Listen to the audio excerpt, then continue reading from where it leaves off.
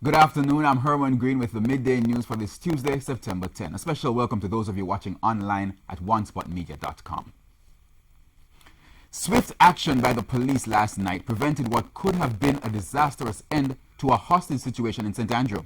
TVJ's Dwayne Anderson has the story.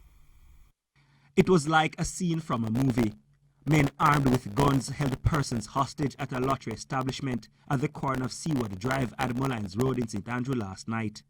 The drama started unfolding shortly after 8 o'clock as the gunmen attempted to rob the establishment and patrons when an alarm was raised. The gunmen were trapped inside by a police team that was nearby. The intense standoff would last for over 2 hours. Acting head of the Area 4 Police Division, Senior Superintendent of Police Morris Robinson pleaded with the robbers to surrender. Persons that are in the Jasper place, this is Senior Superintendent Robinson, Area 4. You know, I said Senior Superintendent, the rank. So I'm asking you, just consider that by this time we have a lot of policemen outside here. But remember that the Jamaica Constable is a professional organization.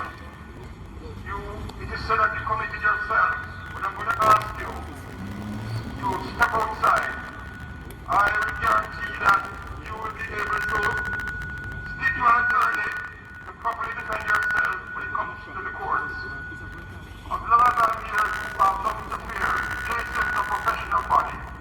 I'm going to ask you to put your hands on top of your head and step out slowly. Put your hands on top of your head and step out slowly. The longer you wait, the more police persons are going to arrive and it will be very difficult. So I'm going to ask you to take my word. I'm going to ask you to step outside so that we can resolve this matter quickly. A heavy detachment of police was deployed to the scene. All this time, a large crowd gathered as the area was cordoned off and the cops waited for the gunmen to exit the building. According to a release from the JCF's communication unit, following the negotiations by Senior Superintendent of Police Morris Robinson, the robbers surrendered. The release further noted that the premises was breached and the hostages rescued by the Special Weapons and Tactical Team, SWAT. It is still unclear how many hostages were in the building. The identities of the robbers are being withheld pending further investigations. Dwayne Anderson, TVJ News. The in-town supermarket chain in St. Elizabeth continues to count its losses after being robbed 5 times since the start of the year. Over $60 million have been stolen from the store. In the latest robbery yesterday, a security officer was on his way to make a deposit at the bank on behalf of the store chain when he was held up and robbed of over $3 million. The incident took place at approximately 11:30 in the morning. TVJ News understands that the security guard was shot and injured by the robbers. His gun and money were then stolen. The robbers made their escape in a waiting motor car. And there is still no breakthrough as police investigation into a brazen daylight robbery at a gas station in Golden Grove, St. Thomas continues. It's understood that about 2:30 Sunday afternoon, 3 gunmen alighted from a car and entered the gas station where they held up the supervisor. The men demanded cash and the supervisor complied. The robbers then escaped in a waiting motor vehicle with over $200,000. The police are seeking the assistance of members of the public who may have information to call 119 or the Golden Grove Police at 876-982-2733 or 876-706-0845. We go on to news on the political scene. Former campaign manager for the People's National Party's PNP Rise United, Dr. Dayton Campbell, is viewing today's meeting between party president Dr. Peter Phillips and his former challenger Peter Bunting as a golden opportunity to reunite the party. Dr. Phillips released a media statement yesterday announcing his intention to meet with Mr. Bunting. He did not give any information on the purpose of the meeting. Dr. Campbell shared his views regarding the talks. Very encouraged, and I hope that it is a productive one in which ideas can be exchanged and that both individuals will, put the differences aside and not look at it on a personal level, but look at the benefit for the movement. And once that is able to occur, then I think that it will leave us in a good standing. People must remember that the party has moved from 18 to 30% over the last couple of months, So there are some of our supporters that we've been in touch with that they would not have heard or seen some of the leadership of the party over that period. So there is some good that has come out of this challenge in terms of energizing and mobilizing our base. It is just for us to maintain that momentum. Meanwhile, PMP Chairman Fitz Jackson is calling for Dr. Peter Phillips and his challenger Peter Bunting to get through the healing process quickly and deal with issues which are affecting the country. Speaking with TVJ News yesterday, Mr. Jackson said there are a number of issues which need to be dealt with, such as the low economic growth and issues within the health sector. He says that can only be addressed by the two Peters. On the issue of the reshuffling of the shadow cabinet, Mr. Jackson says it was imminent.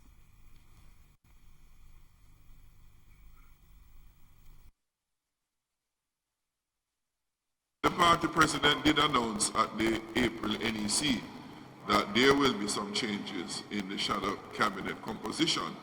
At the time, we had the sectoral debate in train, and he indicated then that after the sectoral debate, those changes will be done. We then had the challenge to the office of the president, and that postponed that exercise. The conference we are in the middle of now, so indeed after the conference is over, he intends to make the necessary changes that he thinks is necessary. Meanwhile, assertions are that Dr. Peter Phillips might have a depleted talent pool from which to choose his new shadow cabinet. Dr. Phillips, in a release yesterday, said he will reorganize the shadow cabinet after the party's annual conference on September 22. However, assistant lecturer in the Department of Government at the University of the West Indies, Mona, Damian Gordon, says the opposition leader might not be able to secure the best talent from the portfolios.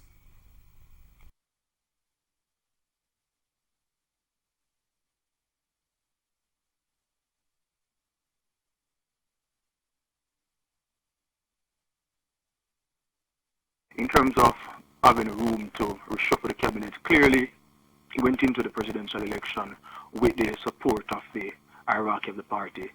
Most of the senators supported him. All the VPs supported him. All the regional chairpersons supported him. So in terms of the actual persons to be a part of a new cabinet, he definitely has sufficient persons to choose from. As relates to the talent pool, it may certainly have been affected by the fact that some of the persons who are supporting Rise United have decided that they're no longer willing to offer themselves as shadow ministers.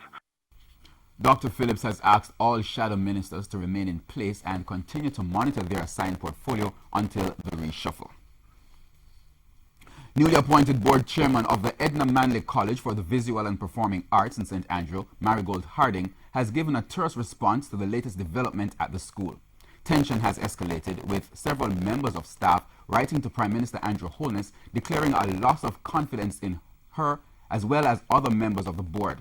A letter signed by several of the staff members, including heads of department, also raised questions about the validity of her reappointment based on the provisions of the Education Act and its regulations. When contacted this morning, Mrs. Harding said she learned of the letter through the media.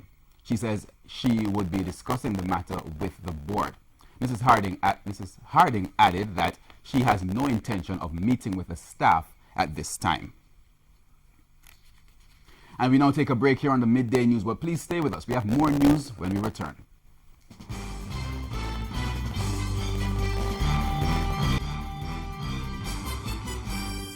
Welcome back, continuing the news.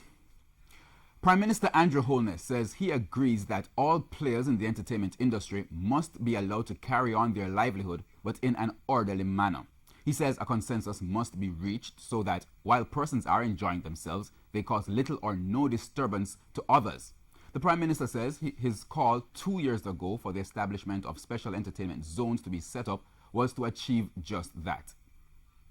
And I believe that there is a way to allow the sound system operator, the musician, the entertainer, to have their parties if they want to party up till 5 o'clock. By the way, 5 a.m.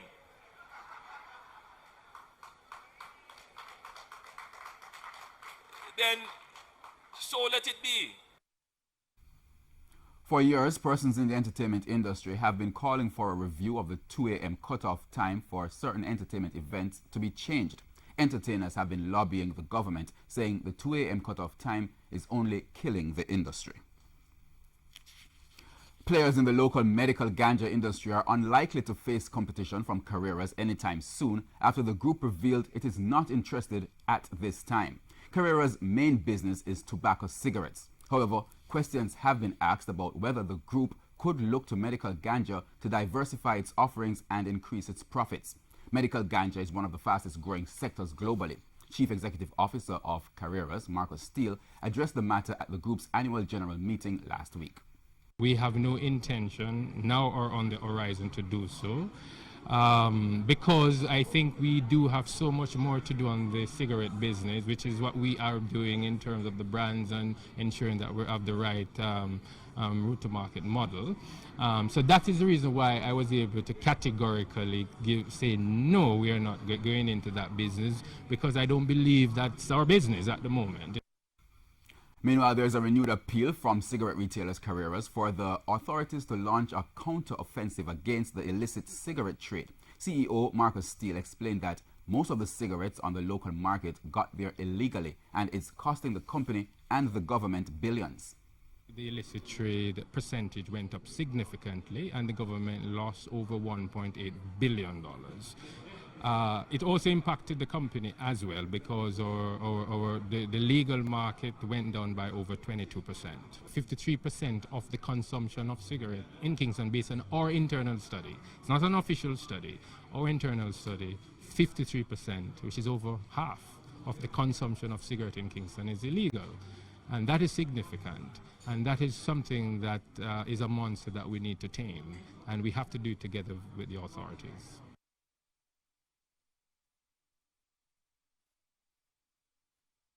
Tickets issued is set to exceed last year's figures.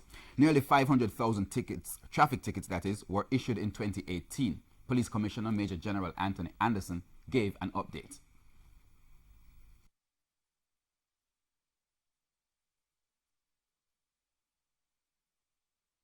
This year we're likely to exceed that. We're way over 300,000, going to 400,000 already. And each one of those tickets, if you just apply some imagination to it, you know, the amount of time it takes to write up a ticket, and they do it repeatedly and repeatedly. The truth is that we actually have people who have gotten over 1,000 tickets. And it's our job to do this. This is what the law says. The law says we do this part of it. We seized over 8,000 vehicles last year for various offenses that are seizable, and then we turn them over to the courts, and that's where it goes. There are renewed demands from residents of Montpelier Housing Scheme in St. Thomas for a rotting utility pole to be fixed immediately. Catastrophe waiting to happen. It's how residents of Montpelier Housing Scheme in St. Thomas are describing this situation. The stanchion is coming right off the wall, and it's very dangerous. You have children coming around, and you have motor vehicles coming around. It gonna tear down and it gonna kill a lot of children and mash up people's motor car. Everald Richards says this pole has been a hazard for years. He says he has been reporting the matter to the Jamaica Public Service Company for 5 years. And it is unfair to we to complaining so long to JPS.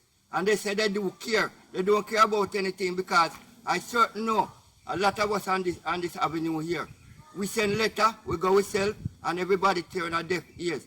So right now I'm telling the public right now, if they don't come right now and this post tear down, JPS have to respond for everybody property.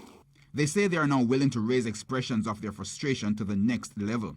Considering the strength of recent storms this hurricane season, they are fearing the worst. Because the storm is near and I see what's going on. We don't want no excuse up here. It's we're going to demonstrate on this scheme to show them that they don't care.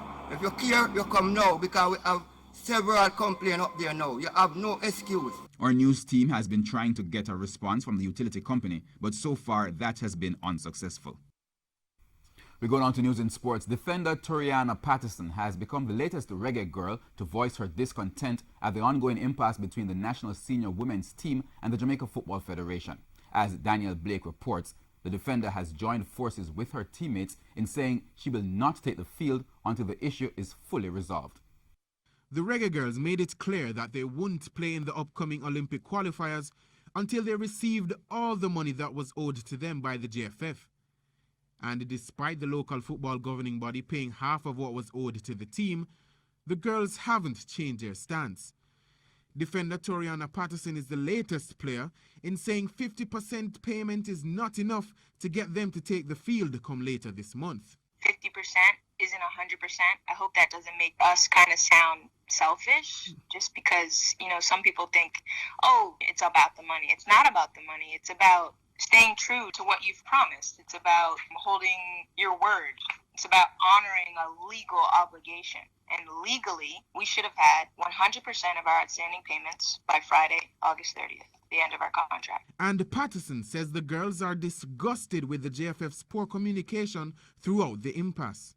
There's no transparency with them. There's just not enough information always being given to us. It's kind of us either inferring, and, you know, inferring, that's not factual. That's just us guessing. Or reaching out to one of the administrators and asking them a billion questions, and again, not getting answers that really give us anything to work with.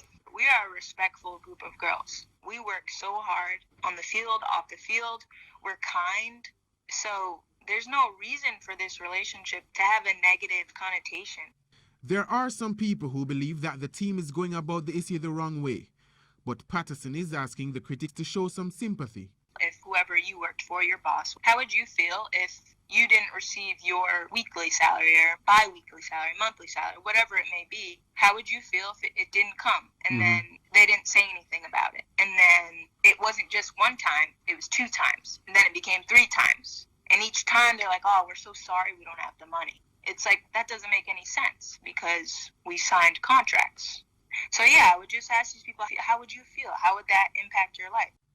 President Michael Ricketts says the federation will try to pay the remainder of the money owed before Jamaica's campaign in Olympic qualifying, which is scheduled to begin on September 30. But if not, then the likes of Patterson maintain that they won't be taking the field. Daniel Blake, TVJ Sports. And that's the Midday News. I'm Herman Green. Join us at 7 for the Primetime News Package. On behalf of the News Sports and Production teams, good afternoon.